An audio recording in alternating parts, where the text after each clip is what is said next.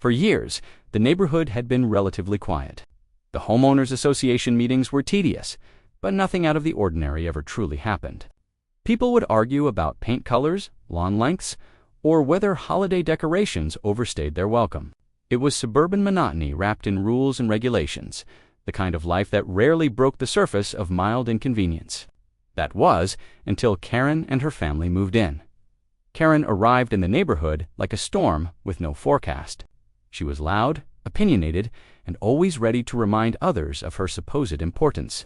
The HOA board seemed strangely powerless against her antics, either because of her relentless persistence or her ability to twist every situation into something in her favor. And then there was her daughter, Madison, an 18-year-old, who carried herself with an air of entitlement, so thick it could choke a room. Madison had grown up spoiled, shielded from consequences, and raised to believe she was invincible. Neighbors often whispered about her speeding through the cul-de-sac, throwing parties when Karen wasn't home, or posting videos online flaunting expensive clothes and gadgets. It was a running joke that Madison thought of herself as the princess of the HOA, untouchable under her mother's shadow. But jokes quickly stopped being funny when her behavior began crossing real boundaries. For me, that breaking point came one summer afternoon. I had been outside working on my ATV, something I had poured months of effort and money into. It wasn't brand new, but it was mine, restored with my own hands, polished with care, and kept in pristine condition.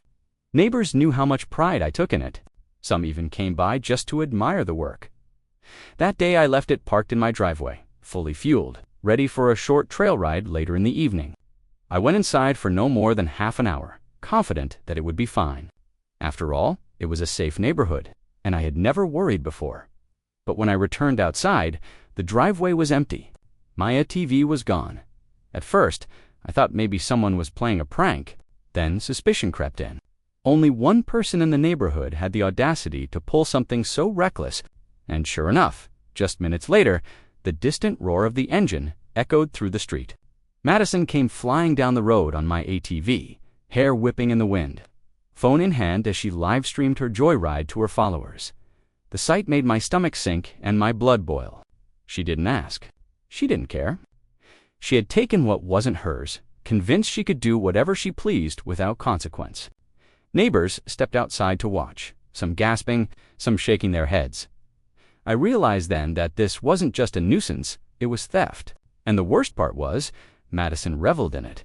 She drove back into the cul-de-sac, smirking, as if daring anyone to stop her. Karen came out onto her porch, arms crossed, watching with approval rather than concern. It was at that moment I knew this would not end quietly. What Madison had done wasn't only disrespectful, it was criminal. But how do you fight against someone who believes they are above the law, protected by an equally delusional parent? That question lingered heavily as the sun set that evening, the roar of the engine fading into memory. I didn't realize then that this was only the beginning, because soon Madison would push things further, and the situation would spiral out of control in ways she never expected. And that's where the real story began. The following morning, I woke up to the sound of voices outside. I peeked through the blinds, and there they were, Karen and Madison, standing beside my driveway as if they owned it. My ATV sat there again, parked crookedly, mud splattered across its sides, and the gas tank nearly empty. My stomach dropped when I saw a long scratch running down one side. The glossy paint ruined from what looked like careless handling. It was no longer the same pristine machine I had worked so hard to restore. Karen didn't look apologetic. In fact, she looked defiant, chin tilted upward as she waved her hands while talking loudly to a couple of neighbors. Madison stood smugly at her side, holding her phone up as though documenting the moment. When I stepped outside, both of them turned to look at me with the kind of arrogance that told me they weren't about to admit fault. In Karen's mind, my ATV was community property. She claimed Madison was just borrowing it, that kids will be kids, and that I should be flattered her daughter even wanted to ride it. The audacity left me speechless. The scratch, the mud, the fuel, none of it mattered to her. She dismissed it all as if I were making a fuss over nothing. And Madison, standing there smirking, doubled down by announcing to her mother that she would use it again whenever she wanted. That's when I realized this wasn't going to be handled with a simple conversation. Karen wasn't the type to accept accountability, and Madison was emboldened by years of being told she was special. To them, the rules didn't apply. Worse, Karen seemed to have influence over certain members of the HOA, who nodded along as though agreeing with her twisted reasoning. For the next few days, the tension only grew. Madison began riding the ATV openly, sometimes tearing through the neighborhood late at night, revving the engine just to disturb the peace. On one occasion, I caught her racing across someone else's lawn, laughing while recording it for social media. Every video she posted was filled with comments from her friends, encouraging her, praising her freedom and bad girl energy. It was reckless, dangerous, and humiliating for me to watch something I worked so hard for turned into a teenage prop. Filed a formal complaint with the HOA, hoping they would intervene. But when the board called a meeting, Karen showed up with her usual theatrics. She argued that I had abandoned my ATV by leaving it in the driveway, that it was inaccessible to Madison otherwise, and that her daughter was simply enjoying the neighborhood amenities. To my disbelief, a couple of board members entertained her nonsense, trying to de-escalate rather than take a firm stance. The hypocrisy was overwhelming. These were the same people who had fined other neighbors for things as petty as leaving garbage bins visible for an extra day. Yet they couldn't muster the backbone to call Karen and her daughter out for theft and property damage. But while the HOA hesitated, I decided to take matters into my own hands. I installed a lock on the ATV and set up a small security camera overlooking the driveway. I figured if Madison tried to steal it again, I would have undeniable proof. Sure enough, just a few nights later, the camera caught her red. Madison, dressed in flashy clothes, tried to force the lock, fumbling with tools she clearly had no idea how to use. When she couldn't manage it, she stormed off, only to return with Karen. Together, they attempted to drag the ATV, laughing as though it were all a game. Watching the footage the next morning filled me with a mixture of anger and resolve. This wasn't mischief anymore. It was deliberate, calculated theft. And the arrogance in their laughter told me they genuinely believed no one could touch them, but they were wrong, because I wasn't just going to sit back and let this continue. I was prepared to take the next step. If the HOA wouldn't stand up to them, then I would. And the moment I made that decision, the path toward confrontation became inevitable. The stage was set for a clash that would push this neighborhood feud into dangerous territory. The footage from my security camera became my lifeline. For days, I debated what to do with it. A part of me wanted to march straight to Karen's house, show her the evidence, and demand she put a stop to her daughter's antics. But another part knew it would be pointless. Confronting Karen directly only ever fueled her self-righteousness. She thrived on arguments, twisting words and situations until she painted herself the victim. And Madison, she would only laugh, filming the confrontation for her social media. Using me as another prop in her game of superiority, no, I needed to wait. I needed Madison to cross a line so clearly that even Karen's theatrics couldn't spin it. And unfortunately, it didn't take long. The following weekend, I was out of town for a work trip. I thought the lock and the camera would be enough to protect the ATV while I was gone. But Madison saw my absence as an opportunity. With Karen egging her on, she managed to cut through the lock, hotwire the ignition, and steal the ATV outright. This time, she didn't just ride around the neighborhood. She took it beyond the community gates, racing down rural backroads, posting videos of herself laughing, screaming, and swerving dangerously close to oncoming traffic. Her friends piled onto the ATV in shifts, treating it like their personal amusement ride. Their reckless behavior captured in shaky clips that flooded her social media accounts within hours. By the time I returned, my phone was full of messages from concerned neighbors. Some were angry about the noise and danger Madison had caused, while others warned me about the videos circulating online. One even said the police had been called after she nearly collided with a delivery truck on the main road. When I pulled into my driveway, my worst fear was confirmed. The ATV wasn't there. My driveway was empty again, but this time it wasn't just a temporary joyride. Madison had stolen it outright. I immediately checked the camera footage, and there it was clear as day. Madison breaking the lock, Karen standing beside her holding a flashlight. The two of them laughing as they worked together to roll the ATV down the street before starting it up. This wasn't a teenager sneaking around anymore. It was a mother and daughter committing theft in broad daylight, fully convinced they were untouchable by the end of the night. I had copies of the footage saved and screenshots of Madison's social media posts, the reckless stunts, the underage friends clinging to the ATV without helmets. The near collisions, all of it, painted a picture that went far beyond a petty neighborhood squabble. It was evidence of dangerous criminal behavior. Still, I gave Karen one last chance. I confronted her on her porch the next morning, holding up my phone with the video cued and ready. She barely glanced at it before laughing in my face, claiming it was out of context and that Madison was just having fun. She said I should be grateful. Her daughter was bringing attention to something. As boring as an ATV, the brazenness of her denial was the breaking point for me. There would be no more conversations, no more hoping the HOA would step up. This wasn't about neighborly disputes anymore. It was about theft, endangerment, and outright lawlessness. So I went to the police. The officer listened carefully as I explained the situation, showing the footage, the screenshots, and the messages from neighbors. His expression hardened with each passing moment.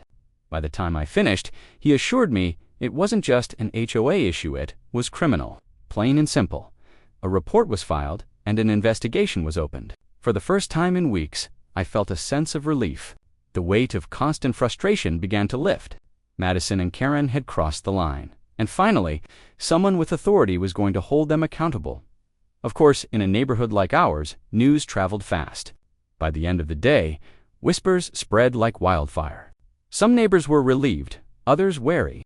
But almost everyone seemed to agree on one thing. Karen and Madison had gone too far this time. What I didn't realize was how quickly the situation would escalate once the police became involved.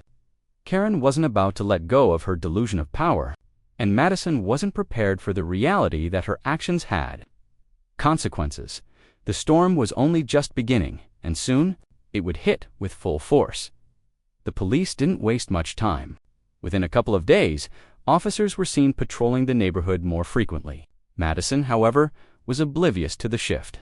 She continued parading the stolen ATV online, bragging about how nobody could touch her and mocking anyone who dared criticize her in the comments. Each video was louder, riskier, and more defiant than the last. Karen only fed into it. She strutted around the cul-de-sac with her usual bravado, loudly telling anyone who would listen that the case was a joke. She insisted that her daughter was too young to be held accountable, that no prosecutor would waste time on a joyride, and that anyone who thought otherwise was jealous of Madison's popularity. The smugness in her tone was infuriating, especially because she had been the one helping her daughter commit the theft in the first place. But behind closed doors, things weren't so carefree. The police had already contacted me for follow-up statements, asking for exact timestamps of the footage and copies of Madison's social media posts. They were building a case, piece by piece, and the evidence was stacking higher with every video she posted. Neighbors who once stayed silent began stepping forward to offering their own recordings of Madison's reckless joyrides through the streets. The HOA, which had initially tried to brush everything aside. It wasn't open to everyone, but word spread quickly afterward. The board had finally reached a consensus. Madison's behavior posed a threat to the safety of the community, and Karen's refusal to rein her in made her equally responsible. There was talk of fines, suspension of privileges, even legal action through civil court. For the first time, Karen didn't hold all the power. Her smug shield of influence was beginning to crack.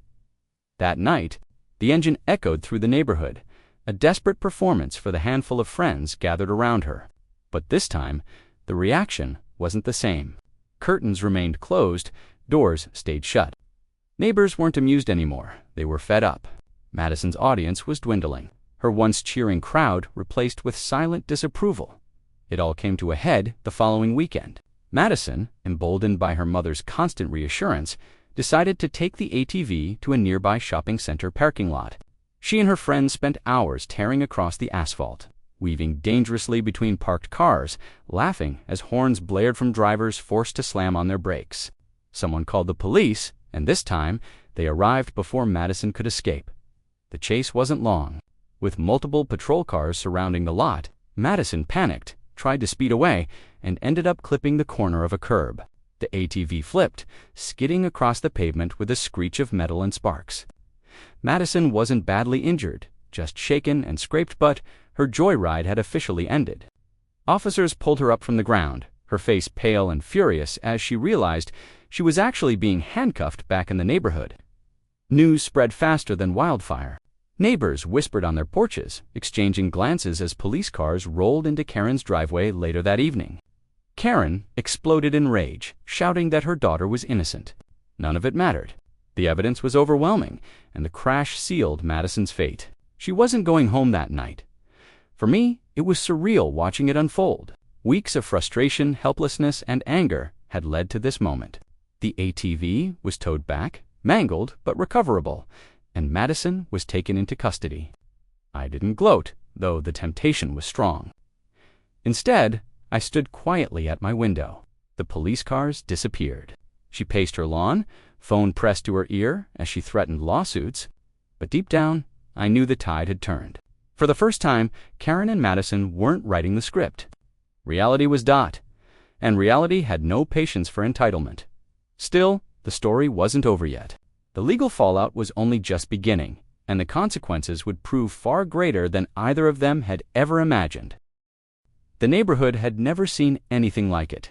For years, people had rolled their eyes at Karen and her antics, quietly enduring her tirades and Madison's arrogance. But now, the spell had broken. The flashing lights from that night lingered in everyone's memory, a reminder that no matter how untouchable Karen thought her family was, reality had finally caught up. Madison's arrest shook the cul-de-sac. She wasn't just given a warning and sent home. She was booked, processed, and faced actual charges: theft, reckless endangerment, and destruction of property. The video she had so proudly posted became evidence against her, each clip adding weight to the case the police and prosecutors were building. Her friends scattered quickly, distancing themselves from the chaos once it became clear this wasn't a slap-on-the-wrist situation. Karen, however, doubled down. She stormed through the neighborhood like a woman possessed, ranting about conspiracies and corruption. She claimed I had planted the scratch on the ATV, that I had somehow set up her daughter to fail, even suggesting that the police were personally targeting her family. Every word made her sound more unhinged, and the more she raged, the less sympathy she received. Even her closest allies on the HOA board began stepping back, no longer willing to attach themselves to her crumbling facade. The ATV was a mess, bent and scarred from the crash, but it wasn't beyond saving. I poured myself back into the restoration, not just to fix the machine, but to reclaim the pride Karen and Madison had tried to strip from me. Neighbors began stopping by, not to gossip, but to show support, offering tools, parts, and encouragement. The community that Karen had divided for so long was slowly stitching itself back together, united by the shared relief of seeing accountability finally take hold. Weeks passed, and the case against Madison moved forward. Court dates were set, lawyers hired, and hearings scheduled. For once, Karen's theatrics had no power. The courtroom didn't care about HOA influence or online popularity. It cared about evidence, and the evidence was overwhelming. When Madison finally appeared before the judge, the entitlement drained from her face. The smirk she always wore was gone, replaced by a nervous frown as her charges were read aloud. Karen sat behind her, arms crossed, still muttering about injustice, but her voice carried no weight here. The judge saw a spoiled teenager who had endangered lives, stolen property, and shown no remorse in the end. Madison was sentenced to probation, community service, and mandatory driving courses. It wasn't jail time, but it was a recorda permanent mark that stripped away her illusion of being untouchable. For the first time, she was forced to face consequences she couldn't laugh off or livestream away. The fallout at home was just as severe. Karen's reputation was shattered. Her influence on the HOA evaporated almost overnight, replaced by formal warnings and fines for her own role in enabling her daughter. Meetings that once catered to her demands now silenced her interruptions. The board finally stood united, unwilling to let her bully them any longer. As for Madison, her once active social media presence went quiet. The videos disappeared, the comments dried up, and the persona of the carefree, rebellious princess crumbled. Neighbors who once looked the other way now regarded her with caution, no longer amused by her antics. She had become a cautionary tale rather than a source of entertainment. For me, the satisfaction didn't come from seeing her punished, but from the peace that slowly returned to the neighborhood. The roar of the ATV once again belonged to me, not as a stolen toy, but as a symbol of resilience. Every time I started it up, I was reminded that entitlement had limits, and that even those who believed they were above the rules would eventually fall. Karen still tried, of course. She filed complaints, muttered threats, and insisted she would clear her daughter's name. But her words had lost their bite. No one listened anymore. The community had moved on, stronger for having endured her chaos, and more unified in making sure it never happened again. And as for me, I learned a truth that stuck with me sometimes. You don't need to fight entitlement with shouting or revenge. Sometimes all you need to do is shine a light on it. Let the world see it for what it really is, and watch as it collapses under its own weight in the end. The spoiled daughter who once claimed she was untouchable learned the hard way no one is beyond consequences, and the quiet hum of my restored ATV was proof that peace, though delayed, always finds its way back.